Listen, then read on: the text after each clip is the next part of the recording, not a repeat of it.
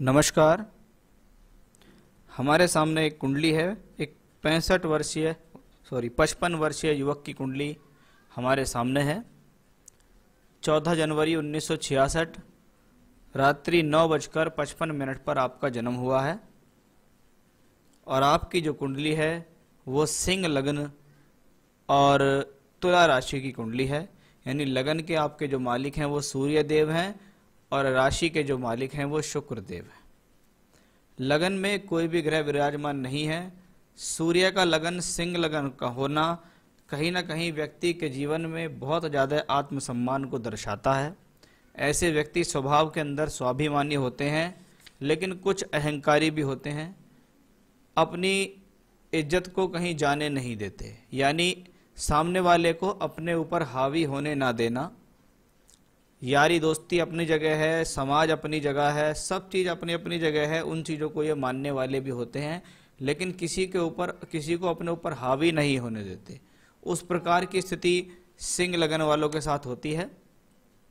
अच्छा लगन होता है, स्थिर लगन है, किसी भी बात के ऊपर लंबे समय तक काम करने वाले और स्थिर रहकर काम करने वाले होते हैं। विशाल हृदय होता है इन लोगों का, यानी अपनी ही नहीं अन्य लोगों की भी ध्यान रखते हैं ऐसे लोग। लगन का मालिक सूर्य यहाँ 0 डिग्री का होकर शनि की राशि में बैठा है। लग्नेश अगर छठे घर के अंदर बैठे तो कहा जाता है ये व्यक्ति के जीवन में कठिनाई देता है, व्यक्ति के जीवन में संघर्ष देता है। संघर्षों के बाद व्यक्ति अपने जीवन में आगे बढ़ता है। यानी आपकी लाइफ ऐसी है कि आपको कुछ भी पड़ा हुआ नहीं मिलेगा, आपको जीवन में बहुत मेहनत करनी पड़ेगी। उस मेहनत से आप जीवन में सफलता पाएंगे। उसके साथ बहुत अच्छी बात यह है कि सूर्य के साथ 2 ग्रह और हैं, एक शुक्र है, एक मंगल है उच्च का। शुक्र कौन है? दशमेश। और मंगल कौन है? योग कारक। यानी आपकी कुंडली में सूर्य मंगल शुक्र का राजयोग बन रहा है कुंडली के छठे घर के अंदर। जब राजयोग बने और छठे घर में हो तो वो राजयोग का फल तो देगा, लेकिन जब छठे घर में बनता है तो व्यक्ति से बेइंतहा मेहनत कराता है। जीवन में भूमि, जमीन, जायदाद, वाहन का सुख मिलता है, भाग्य का सुख मिलता है, आपके कर्म का सुख आपको मिलता है। आप बेइंतहा मेहनत करते हैं और उस मेहनत का फल आपको अगर मिले तो वो छठे घर में बैठे हुए ग्रहों के वजह से है। क्योंकि राजयोग कुंडली में कहीं भी बने, अगर वो शुभ स्थानों में बनता है, केंद्र त्रिकोण में बने, तो वो राजयोग आसानी से प्राप्त होता है। और अगर वो राजयोग छठे घर में बने तो व्यक्ति को स्वयं अपने जीवन में तपस्या करनी पड़ती है उस राजयोग को प्राप्त करने के लिए, और उस राजयोग को आपने जीवन में पाया भी है, इसमें भी कोई संदेह नहीं है। तो ये बहुत सुंदर स्थिति भले ही संघर्ष से है, लेकिन मिलेगी अवश्य। शनि को देखिएगा, शनि सप्तमेश होकर सप्तम भाव में शश नामक महापुरुष योग बनाते हैं। यानी शनि से संबंधित कारकत्वों में वृद्धि। शनि जनता का कारक है। समाज के अंदर आपकी उठ बैठ अच्छी है, समाज के अंदर आपको लोग जानते हैं, सामाजिक रूप से आपसे बेहतर हैं, परोपकार की भावना रखते हैं, जनता के लिए काम करते हैं, जनता का सहयोग प्राप्त होता है। लेबर लोगों से आप अपने जीवन में फायदा प्राप्त करेंगे। भूमि, जमीन, जायदाद, वाहन का सुख मिलेगा। सम्मान के लिए ये कॉम्बिनेशन अच्छा होता है, आप सामाजिक रूप से लोगों को सम्मान प्राप्त करते हैं। सप्तम में हो तो पत्नी भी बहुत हद तक व्यक्ति की उसको सहयोग करने वाली होती है। अब बात करते हैं बृहस्पति राहु के योग की, कि बृहस्पति और राहु जब शुक्र की राशि में दशम भाव में बैठे, ये काम के लिए तो कॉम्बिनेशन अच्छा है। इसको मैं प्रोफेशनली देखूं तो अच्छा है, बुद्धि के हिसाब से अच्छा है, आपकी बुद्धि आपके काम में अच्छा कार्य करती है। लेकिन जब ये दशम भाव में ये योग बनता है तो जीवन में कभी कभी व्यक्ति गलतियां करता है। जब उसके सामने बेटर अपॉर्चुनिटी आने वाली होती हैं तब उसको वो पहचान नहीं पाता।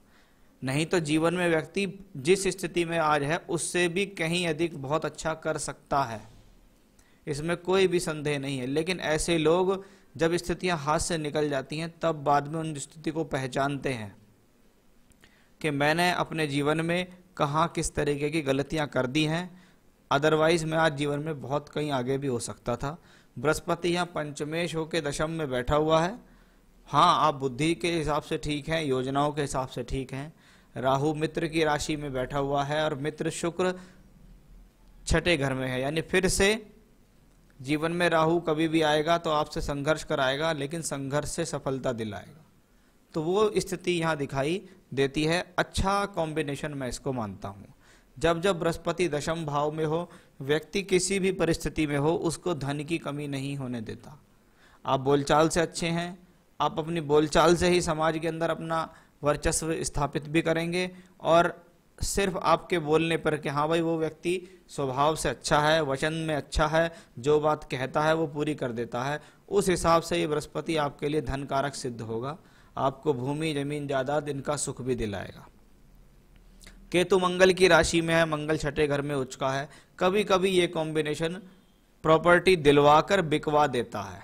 किसी कारण से आपने कोई प्रॉपर्टी खरीद ली और आपने कोई काम पड़ गया, या आपको पैसे की जरूरत पड़ गई, या आपको कोई अन्य बड़ी प्रॉपर्टी खरीदनी है, उसके हिसाब से ये कॉम्बिनेशन है कि ये प्रॉपर्टी व्यक्ति की ली और उसने बेच दी, लेकिन फिर वो दोबारा से ले लेता है। कभी कभी ऐसी प्रॉपर्टी भी उसकी लाइफ में फंस जाती हैं जो डिस्प्यूटेड होती हैं, कोई झगड़े झंझट की प्रॉपर्टी होती है, कोई विवाद की होती है, लेकिन अंततः व्यक्ति उन सब पर जीत हासिल करता है। बुध इस कुंडली में धन योग में है। कुटुंब भाव और लाभ भाव का मालिक अगर पंचम भाव में हो तो व्यक्ति अपनी बुद्धि से, अपनी योजनाओं से, बोलचाल से धन प्राप्त करता है। परिवार से भी उसको धन प्राप्त होता है, पैतृक संपत्ति का भी उसको लाभ मिलता है। साथ ही साथ बुध यहाँ अच्छे खासे धन योग में है, यानी बुध की महादशा अंतरदशा व्यक्ति को कभी भी लगेगी, अपने जीवन में व्यक्ति धन कमाएगा। वो भी आप देखिएगा कि आपके जीवन में 2012 तक शनि की महादशा थी, और शनि की महादशा के बाद बुध की महादशा आपको आ गई। इसका मतलब है आप अपने जीवन में बुध की महादशा में अवश्य धन कमाएंगे, क्योंकि बुध नवांश कुंडली में उच्च का है, बृहस्पति के साथ है, यानी ये आपको सुख भी देगा, प्रॉपर्टी का सुख भी देगा, कार्य का भी सुख देगा। और दशमांश में देखिएगा आप, ये बुध मंगल के साथ है। मंगल कौन है? सप्तमेश, यानी किसी न किसी प्रकार की साझेदारी से लाभ देने का योग है।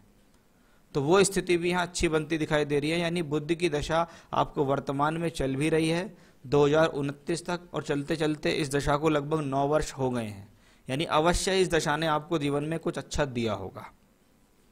चंद्रमा द्वादश भाव का 12वें घर का मालिक होकर जब तीसरे घर में बैठे तो व्यक्ति को कभी कभी संगीत, कला, इनके प्रति भी उसका रुझान जाता है। कुछ उसके अंदर क्रिएटिव सोच या किसी प्रकार का शौक भी व्यक्ति के अंदर देखा जाता है। चंद्रमा की दशांतर दशा जीवन में कभी आती है तो टूर, ट्रैवलिंग्स, यात्राएं आदि भी आपसे करा सकती है। कभी कभी कोई हवाई यात्रा या कोई बड़ी विदेश यात्रा भी ऐसी स्थितियों में देखने को मिलती है। तो वर्तमान में आपको चल रही है बुध की महादशा में मंगल की अंतरदशा। कब से शुरू हुई है? अभी ये 31 मई से शुरू हुई है। उससे पहले बुध में चंद्रमा थी। ये वही चंद्रमा है जो आपको टूर ट्रैवलिंग से लाभ दे रहा है, लेकिन अब आपकी लाइफ में आया है 31 मई 2021 से 28 मई 2022 तक बुध में मंगल। बुध तो अभी भी कार्य व्यवसाय का होके ठीक ठाक है, लेकिन मंगल चौथे घर का मालिक है और वहाँ केतु है, और वो मंगल छठे घर में बैठा। यानी जो चीज़ मैं आपको कह रहा था कि चौथा घर भूमि, जमीन, जायदाद, परिवार, सुख, प्रॉपर्टी का होता है, तो ऐसे समय में आपको किसी न किसी प्रकार की प्रॉपर्टी का फायदा मिल सकता है। थोड़ा ध्यान रखिएगा कि वो प्रॉपर्टी डिस्प्यूटेड ना हो। साथ ही साथ परिवार के लोगों के बीच में मतभेद या परिवार के सुख में कमी होना भी ऐसी स्थिति में देखा जाता है, क्योंकि आपकी कुंडली में वृश्चिक और वृषभ राशि में राहु केतु बैठे हैं, और आजकल वृश्चिक और वृषभ राशि में राहु केतु चल भी रहे हैं। ये स्थिति मानसिक सुख नहीं दे पाती, व्यक्ति को चिंताएं देती हैं, व्यक्ति को परेशानी देती है। तो थोड़ा सा, क्योंकि ग्रह छठे घर में है, आपको अपने स्वास्थ्य का भी 1 साल ध्यान रखना होगा अच्छा खासा। परेशानी की कोई बात नहीं है, कोई बड़ी दुविधा परेशानी की स्थितियां यहाँ मुझे नहीं दिखाई दे रही हैं, लेकिन हाँ थोड़ा घर के सुख में कमी, जिस प्रकार की परिस्थितियों में आप आज चल रहे हैं, जिनकी वजह से आप परेशान हैं, वो आपकी कुंडली में स्पष्ट रूप से दिखाई दे रही हैं। लेकिन इन सब चीज़ों से आप निकल जाएंगे, क्योंकि आप स्वयं पूजा भी कर रहे हैं, और आपको तो मैं अवश्य पूजा बताऊंगा जिनसे आप आगे अवश्य निकल जाएंगे। जितनी भी परेशानी आपके जीवन में चल रही हैं, इन सबको आप सॉल्व कर लेंगे। अभी 26 मई 2021 को और 10 जून 2021 को भी ग्रहण पड़ने वाला है। वो ग्रहण भी आपके चौथे और 10वें घर पर पड़ेगा, यानी आपकी प्रोफेशनल लाइफ में कुछ डगमगाने वाली स्थिति दे सकता है, आपको मानसिक तनाव दे सकता है। इसलिए जून का महीना थोड़ा बड़ा सावधानी से आप अपना निकालिएगा, स्वास्थ्य के तौर पे या किसी बड़ा डिसीजन को लेने से रुकिएगा। तो वो स्थितियां यहाँ दिख रही है, उसके बाद की जो स्थितियां हैं वो आपके लिए बेहतर रहेंगी। अब बात आती है बुध में राहु की, कि जो मई 2022 से दिसंबर 24 तक रहेगा। राहु तो दशम भाव में है, शुक्र की राशि में है, शुक्र छठे घर में, यानी संघर्ष होगा, संघर्ष से सफलता मिलेगी। लेकिन दशमांश में राहु द्वादश भाव में बैठा है। 12वें घर में जब दशमांश में कोई अशुभ ग्रह, राहु जैसा ग्रह बैठा हो मंगल की राशि में, और मंगल यहाँ है, तो पहली स्थिति तो यह है कि ये आपके खर्च को बढ़ा सकता है, आपकी प्रोफेशनल लाइफ में थोड़ा स्ट्रगल को बढ़ा सकता है।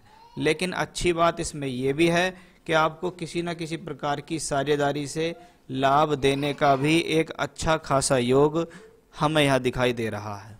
आपने मुझसे एक सवाल भी किया है कि मेरे बड़े भाई से मेरी स्थितियाँ सब ठीक हो जाएं, वही मैं चाहता हूँ, वो मेरे लिए बेहतर रहे। हाँ, आपकी कुंडली में इस प्रकार के योग हैं कि आपके आपसे बड़े भाई से संबंध भविष्य में अच्छे रहेंगे और मजबूत भी बनेंगे। इसमें आप बिल्कुल भी ना घबराएं, आने वाली दशाएं आपके लिए इस प्रकार की स्थिति को शो कर रही हैं। लेकिन उपाय मैं आपको कुछ जो बताऊंगा वो आपको करने पड़ेंगे।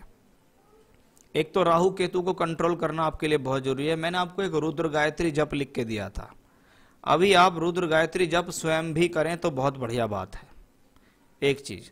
दूसरा, बजरंग बाण का पाठ करें, वो आपके लिए बहुत जरूरी है। तीसरा, संकट नाशन गणेश स्तोत्र, ये भगवान गणेश का स्तोत्र पाठ होता है, संकट नाशन गणेश स्तोत्र। इस संकट नाशन गणेश स्तोत्र का पाठ आप 3 बार करेंगे लगातार। 3 बार लगातार संकट नाशन गणेश स्तोत्र का पाठ करेंगे, बजरंग बाण करेंगे, रुद्र गायत्री मंत्र का माला से जाप करेंगे। ये 3-4 उपाय आप लगातार करें और कम से कम आगामी 3 वर्ष तक इसको करते रहें।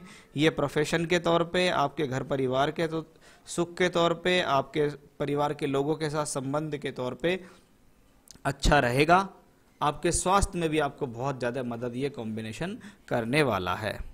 तो ओवरऑल कुंडली मुझे अच्छी लगी। कुंडली में अच्छा खासा बल है।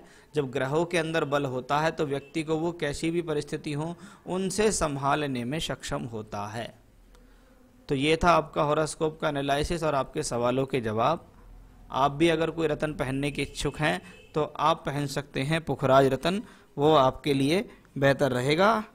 आप चाहें तो हमसे प्राप्त कर सकते हैं। उपाय आप अवश्य कीजिएगा। नमस्कार।